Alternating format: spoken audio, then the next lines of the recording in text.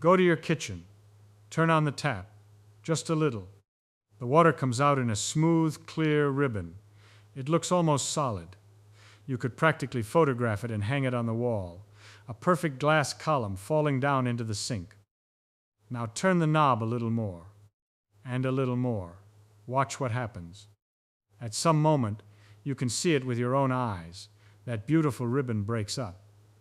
It starts wiggling. It twists. It hisses.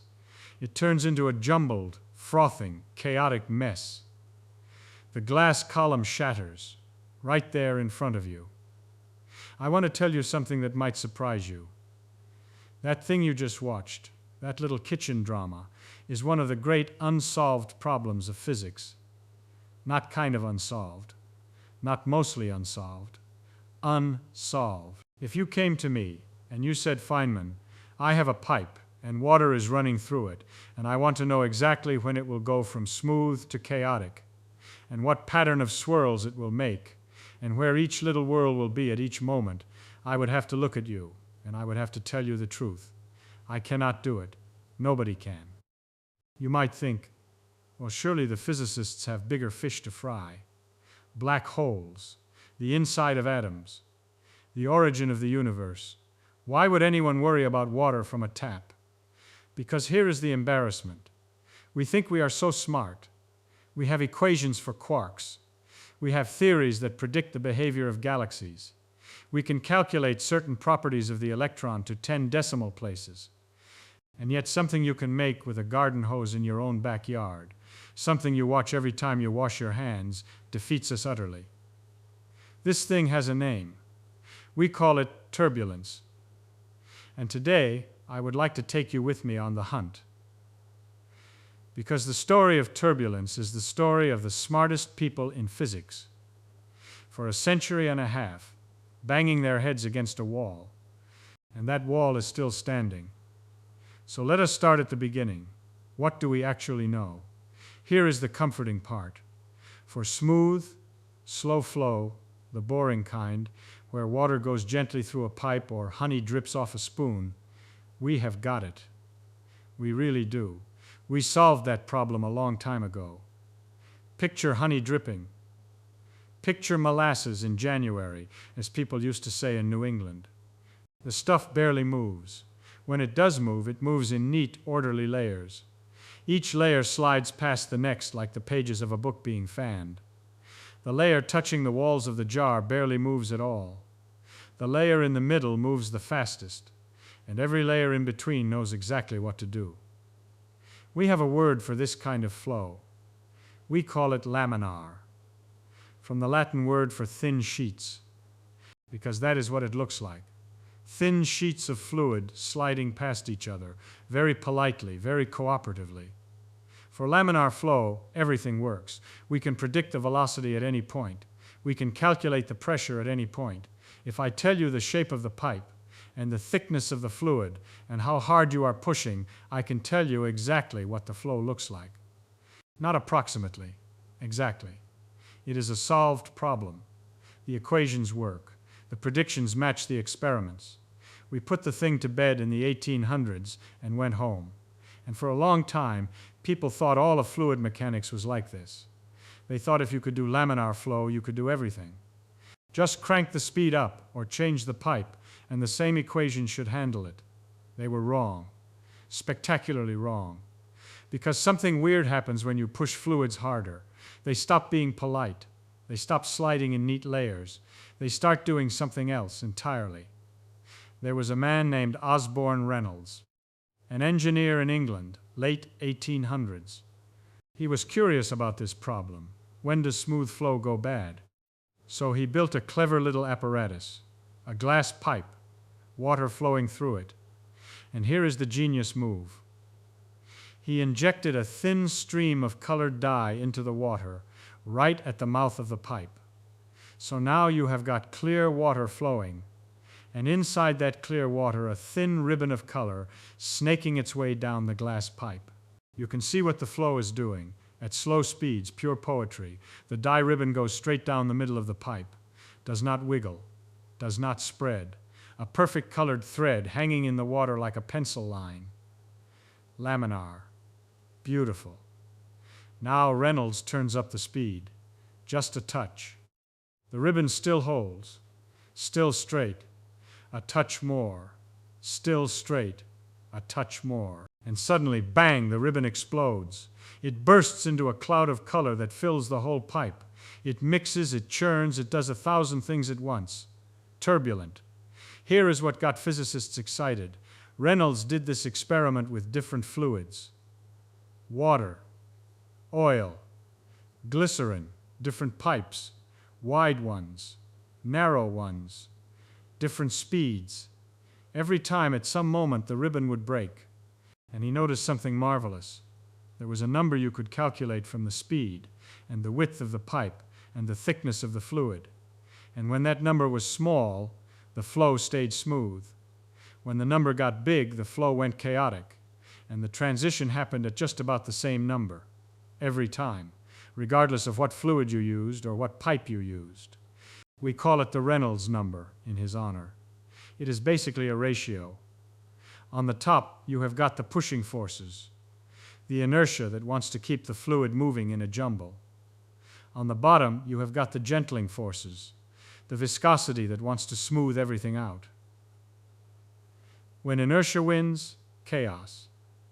When viscosity wins, calm. Think about it like this. Imagine you are in a crowd. If the crowd is small and you push one person, that person just bumps into the next, who sort of absorbs it and carries on. Everybody stays calm. But if the crowd is big and moving fast, and you push one person, that push ricochets. The person you pushed knocks into 3 others, who knock into 9, and suddenly the whole crowd is swirling around you. That ratio of how forceful your push is versus how much the crowd can absorb, that is a Reynolds number for crowds. So that is something, is it not? We have got a magic number. We know when the flow will change its character. But notice what we do not know. We do not know why. We do not know the mechanism. We do not know what is actually happening when that dye ribbon bursts. We just know that it does. Which is a bit like saying, well, I know the light goes on when I flip the switch, but I have no idea how electricity works. That is not really understanding, is it? All right, let us try to get at the mechanism. What do we have to work with? We have equations, very famous equations, developed in the 1800s by a Frenchman named Navier and an Englishman named Stokes. We call them the Navier-Stokes equations, and they are, in principle, the whole story of how fluids move. Any fluid, any shape, any speed, water, air, syrup, blood, whatever you like. They just say, Newton's second law, applied to a tiny blob of fluid. Force equals mass times acceleration, for the blob. The forces are pressure differences pushing the blob around, and viscosity dragging on it, and gravity, and whatever else. And the acceleration of the blob depends on how it was moving before. Sounds simple. Sounds like we should be done. Here is the trouble. Buried inside those equations is a term, a little piece of math, that says the way the fluid moves here depends on the way the fluid is moving, times the way the fluid is moving. The velocity multiplied by itself. Now this may not sound like a big deal, but in mathematics there is a word that should make every physicist shudder. The word is nonlinear. When you have got velocity multiplied by velocity, you have got nonlinear. And nonlinear equations are a different animal altogether. Let me tell you what linear means first, so you can feel the contrast. Linear is polite. Linear is cooperative. If you have got a linear system and you double the input, you double the output. If you push twice as hard, you get twice as much. If 2 waves meet, they just add up cleanly and pass through each other and go on their way. Linear problems we have tools for. We can break them into pieces, solve each piece, add the pieces back together. Works every time. Nonlinear is none of that. In a nonlinear system, if you push twice as hard, you might get 10 times as much. Or nothing. Or the opposite. 2 effects meeting do not just add up. They interact, they multiply, they create whole new effects that were not in either one alone. A nonlinear system can do things that nothing in it could do individually. And here is the horrible part. Nonlinear equations in general cannot be solved with pencil and paper. There is no formula. There is no tidy answer. You have to attack them numerically using machines, and even then you have to be very careful, because a tiny error in your calculation can blow up into a huge error in your answer. So when Reynolds's dye ribbon burst into chaos, what was actually happening?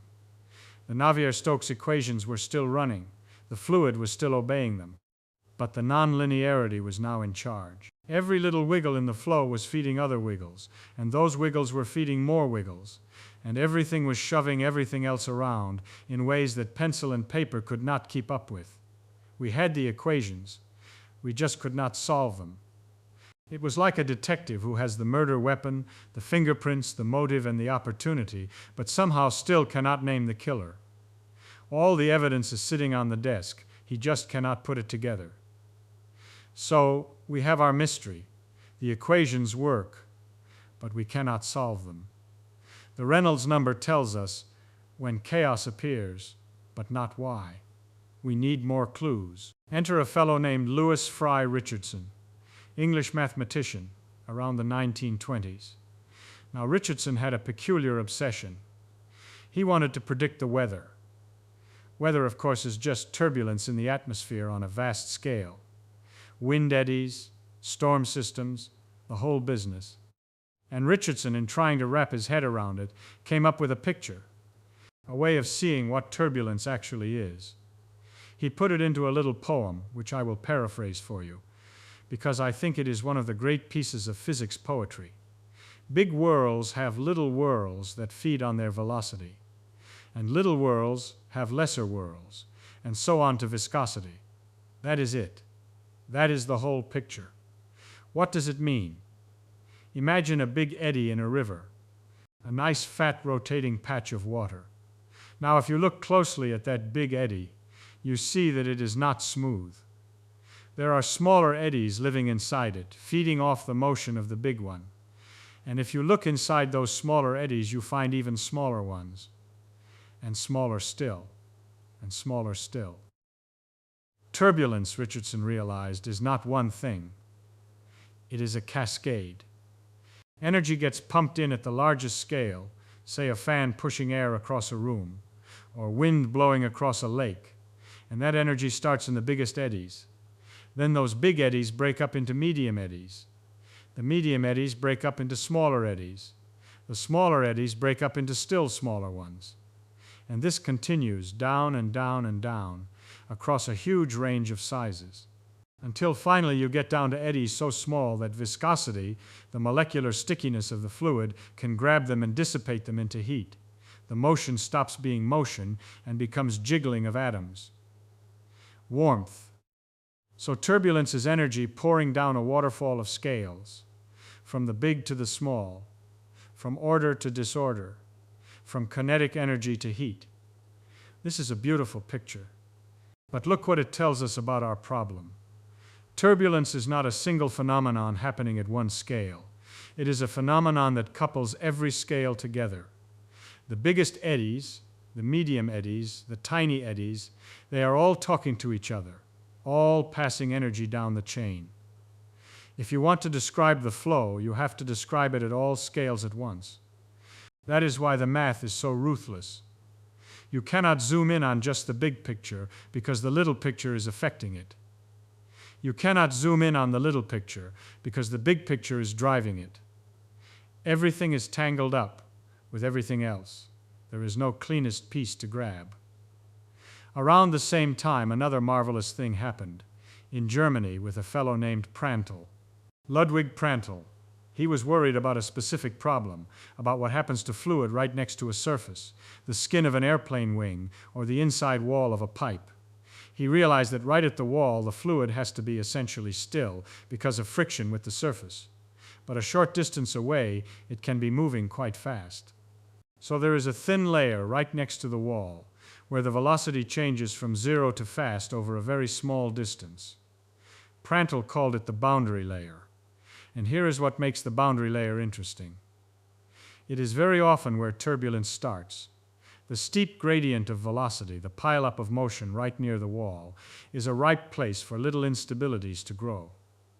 Tiny irregularities in the wall, tiny imperfections in the flow, get amplified by the pressure differences, and soon you have eddies shedding off the surface and swimming out into the main stream. This was important for engineering. It meant, for instance, that the drag on an airplane wing was not just about the shape of the wing. It was about what was happening in that thin skin of air right next to it, and Prandtl's insight turned out to be a doorway into a whole practical way of thinking about turbulent flows. Not solving them, mind you, just finding useful approximations for specific geometries. But back to the main story. We are still hunting the mechanism. Now I want to tell you about a Russian. His name was Andrei Kolmogorov, and in the 1940s, during the war, working in the Soviet Union, he did something remarkable. He did not solve the turbulence problem. Nobody has solved the turbulence problem. But he did something that, in my book, is nearly as good. He found something true about turbulence, something reliable, something you could bet on without solving the equations. Here is what Kolmogorov did. He said, forget about trying to predict every swirl. That is a losing game. Instead, let us ask a statistical question. On average, across lots of turbulent flow, how is the energy distributed among the different sizes of eddies?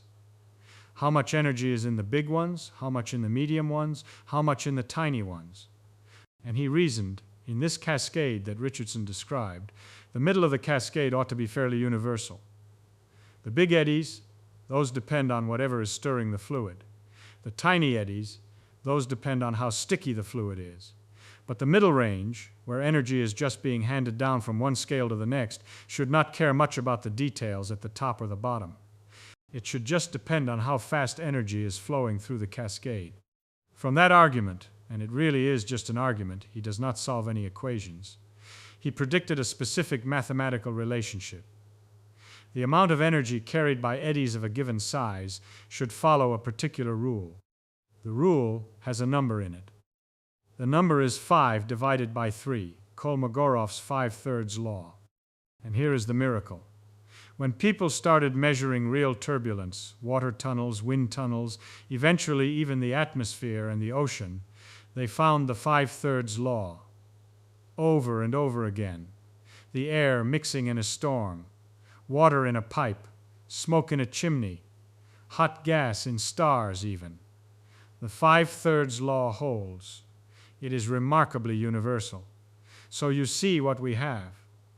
We have a problem we cannot solve, and yet we have a precise prediction that we can check, and the prediction is right. Does that mean we understand turbulence? Well, stop and think. What does Kolmogorov's law actually tell you? It tells you that on average, in a typical turbulent flow, you will find a certain statistical distribution of energies. It does not tell you where any particular eddy will be. It does not tell you when the flow will do this or that. It does not let you predict anything specific. It is a law about averages, about typical behavior, not about any individual case. It is as if you asked me to predict the outcome of a particular coin flip. I cannot. But I can tell you that if you flip a coin 1,000,000 times, you will get about half heads. The 5/3 law is like that. It is a statement about the crowd, not about the individual. And that is 100 years of progress on turbulence, in a nutshell. We have learned to say useful things about the crowd. We still cannot say much about the individual. Let me take you on a little side trip, because around the middle of the 20th century something strange happened that seemed like it might be the answer. And I want you to see why it was not.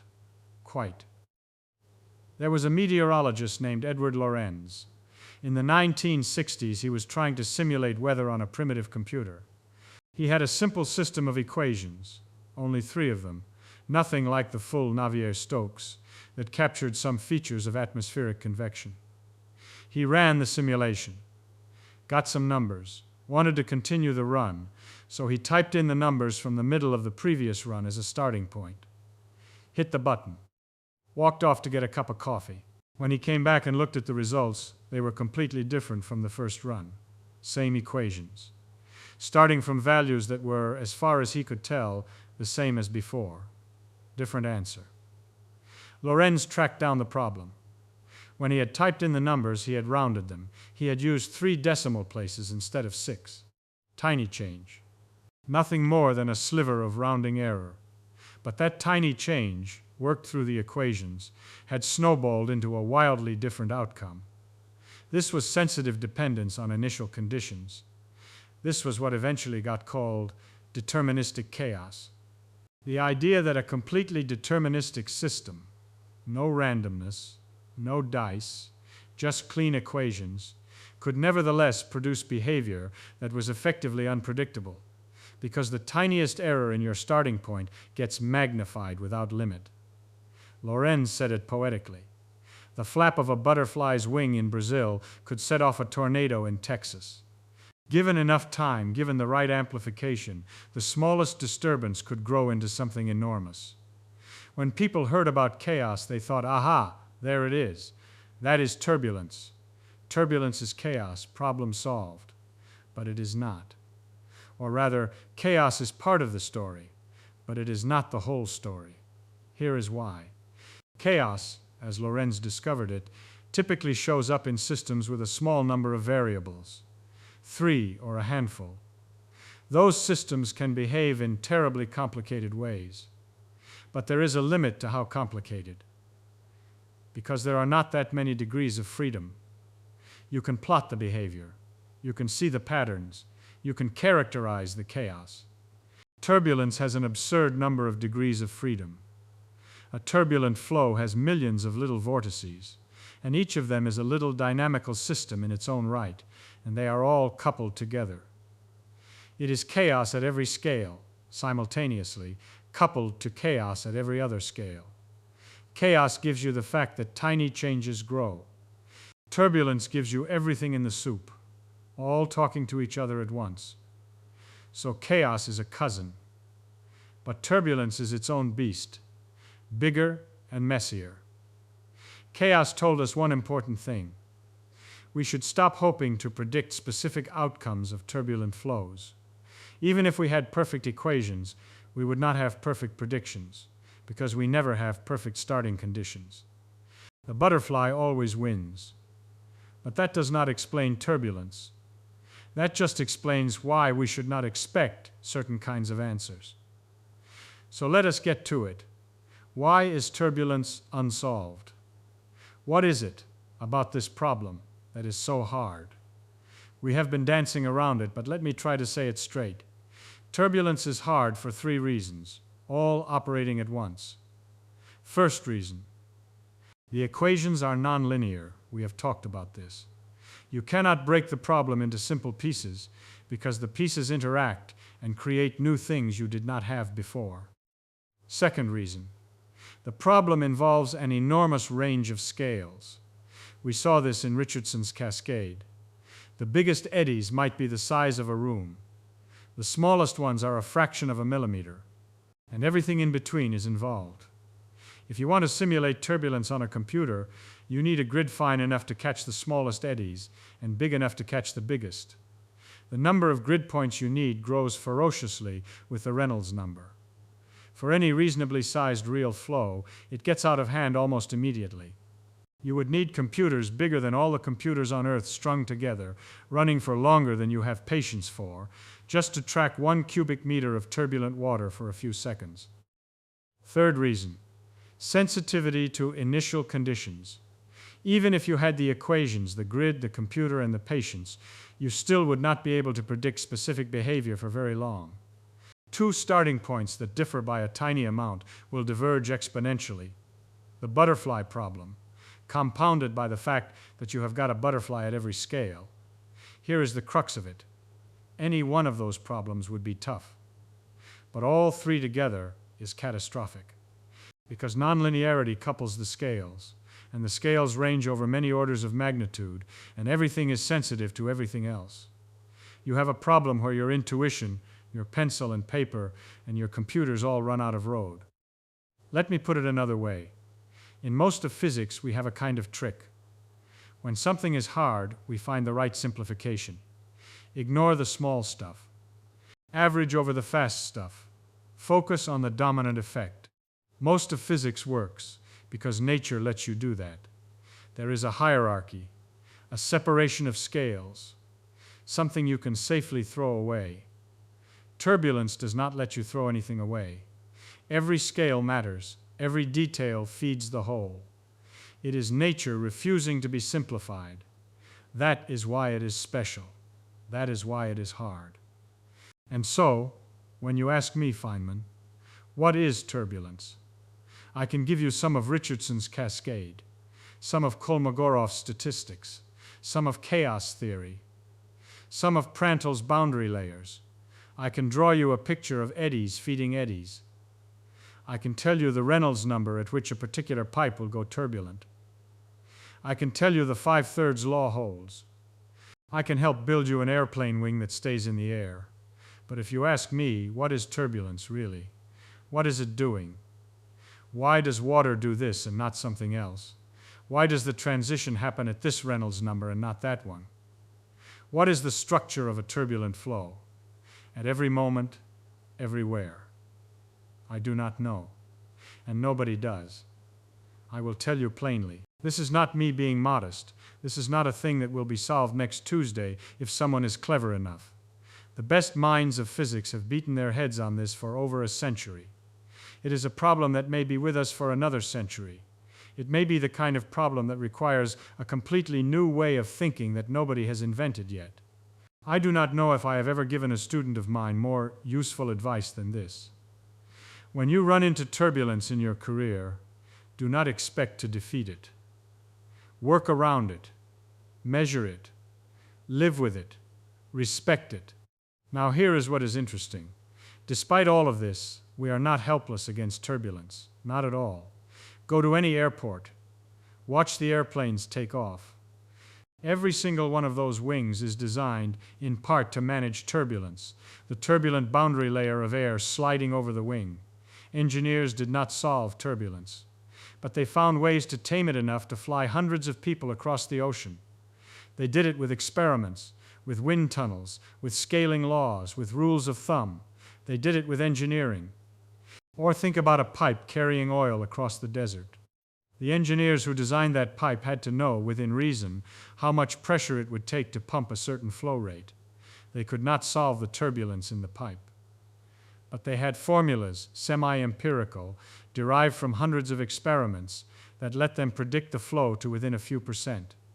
Good enough. The oil flows. The lights stay on. Weather prediction is another example. You might think, given everything I have said, that weather prediction is hopeless. And for long times it really is. Nobody can tell you what the weather will be like in your neighborhood 6 weeks from now. But for a few days out, weather prediction has gotten remarkably good. Not because we have solved turbulence, but because we have learned to run huge simulations with carefully crafted approximations, and because we have gotten clever about knowing where the uncertainties are biggest and where they are smallest. Or think of a chef stirring a pot of soup. She does not solve Navier-Stokes. She does not calculate the Reynolds number of the wooden spoon. She has the turbulence in her wrist. She knows that stirring this way mixes, stirring that way folds, stirring too fast scalds the bottom. Her hands know something her brain could never compute. That is engineering too, in its way. Knowledge that lives in the fingertips instead of the equations. So we have patches. A patch here, a patch there. A scaling law. An empirical correlation. A clever approximation. A useful statistical relation. A trained hand. Together these patches hold up the dam. The dam leaks. Water finds its way through the gaps. But we can pump fuel, fly planes, predict tomorrow's rain, design ventilation systems, stir soup, all of it, even though the underlying theory is a mess. I want to say something about this, because I think it is important for the spirit of physics. When people first learn about all this, the nonlinear equations, the cascade, the chaos, the embarrassing state of our understanding, they sometimes get discouraged. They think, well, if we cannot even solve water flowing through a pipe, how are we ever going to solve anything? What hope does physics have? But I want you to flip that around. Look at what we have accomplished without solving it. Look at all the engineering built on top of equations we cannot fully analyze. Look at how much of the world works, and works well, even though at the bottom of the whole business is a mystery we have not cracked. That tells you something, I think, about what it means to understand. It is not always a matter of writing down the final formula and being done. Sometimes understanding is partial, piecewise, approximate. A patchwork of working knowledge that does not close into a neat theorem. And that can still be real understanding, useful understanding, beautiful understanding, in its own rough way. Let me tell you something that I find when I think about it genuinely disorienting, a little frightening even, and I mean that in a good way. We have this picture of physics. There is quantum mechanics, which is weird and hard. There is general relativity, which is strange and hard. There are particle physics and cosmology and the deep mysteries of what the universe is made of and where it came from. These are the great frontiers. These are the places we do not know. And then there is classical physics. Classical physics is the easy stuff. Newton, pulleys, levers, pendulums, everything we figured out before the 20th century. We call it classical because we are done with it. It is a closed book. Go to the library, take the book off the shelf, read it, you are all caught up. That is the story, is it not? That is what they tell you in school. But turbulence is classical physics. Water in a teacup is classical physics. Smoke rising from a cigarette is classical physics. Wind around a building is classical physics. All of this runs on equations that were known by the middle of the 1800s. No quantum mechanics, no relativity, just Newton's laws applied to a continuous fluid. The equations are over 150 years old. They fit on the back of a napkin. And they are not solved. They are nowhere near solved. They are as unsolved as anything in the sister sciences. So when you look at a storm coming across the plains, and you see the great rolling clouds, and the lightning and the rain lashing down, that is not exotic physics, that is Newton. That is the physics you met in school, the supposedly easy stuff. And we cannot predict it, not in detail, not even in principle with any reasonable effort. There is something wonderful about that, and something humbling. We have not even conquered our own backyard. The universe does not save its mysteries for distant galaxies or the inside of atoms. It has plenty of mystery right here, on your kitchen counter, coming out of the tap, swirling in your coffee cup, which tells you something about what physics is and what it is not. Physics is not a finished subject with a few loose ends at the edges. Physics is an ongoing struggle to understand things that mostly seem simple until you really look at them. The deeper you look, the more you find, even in the most ordinary places. I sometimes think that if we had approached physics the other way around, if we had said to ourselves, let us not try to figure out atoms and galaxies first, let us figure out a river, let us figure out a cloud, we would have gotten stuck at rivers and clouds for the last 3 centuries. We would have made no progress at all. The reason we know so much about atoms is partly that atoms turned out to be simpler than rivers. Nature was kind enough to give us a problem we could solve, and she cleverly hid the really hard ones in plain sight. Smoke in the air, water in a pipe, clouds in the sky. These are the last great unsolved problems of classical physics, and we walk right past them every day without noticing that they are unsolved. So we come back to where we started, the kitchen tap. Next time you turn it on, turn it slowly. Watch that smooth column of water.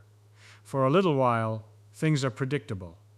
For a little while, all our equations are in charge, and they give us clean answers, and we understand what is happening. Then turn the tap a little more. Watch the column break. Watch the order dissolve. Watch nature do that thing it does, that we have been chasing for 150 years without catching. You are looking at one of the great open questions in physics, something that has defied every method we have thrown at it, something that runs at the heart of the weather and the ocean, and the blood in your veins, and the air in your lungs, and every fire, and every star, and every galaxy. You do not need a particle accelerator to see it. You do not need a telescope. You have a demonstration right there in your sink, for free. And here is the thing I want you to hold on to. We did not stop doing physics because we could not solve turbulence. We did not give up. We kept measuring, kept simulating, kept building theories of pieces of the problem, kept noticing patterns like the 5/3 law and the Reynolds number, kept flying planes and predicting storms. We learned to live with what we do not know and to make progress anyway. That is, I think, the real lesson. Not that turbulence is unsolved, and is not that a tragedy, but that unsolved problems can sit in plain view, and we can still do marvelous things in their shadow. Ignorance is not the end of physics. Sometimes it is the most interesting place to be. So tell me, think about this. The next time you see turbulence, a river rapid, a column of smoke, a cloud tumbling over a mountain, what do you actually see? And what do you think it is trying to tell us?